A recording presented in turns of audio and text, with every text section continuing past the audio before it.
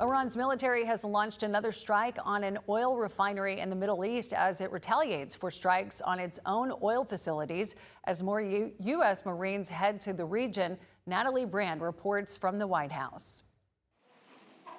I want to begin by just saying we're doing extremely well in Iran. President Trump welcomed members of the U.S. Navy football team to the White House, many of whom will be setting off for active duty in the Navy and Marine Corps within months. Over the past few weeks, the world has seen the true strength and might of our sailors and aviators as they fought in one of the most complex and successful military operations of all time against the Iranian regime. Military officials tell CBS News an F-35 fighter jet was on a combat mission over Iran when it was forced to make an emergency landing at a U.S. air base in the Middle East.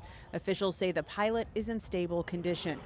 Iran says it targeted the U.S. aircraft as the regime continues to launch attacks across the region.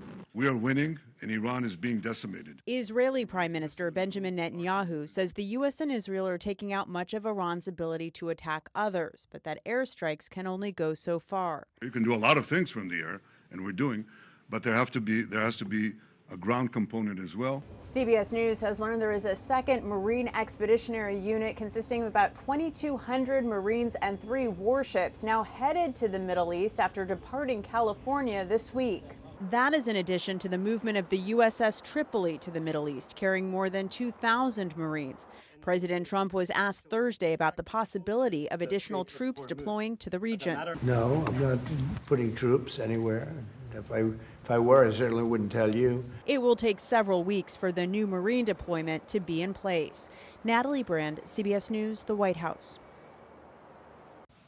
President Donald Trump will travel to Memphis on Monday to highlight his administration's crime crackdown in the city. The White House confirmed the visit will focus on what it says are the achievements of the Memphis Safe Task Force. That group includes federal and state officials working in tandem to address crime. This will mark the president's first visit to the city since announcing the initiative last September.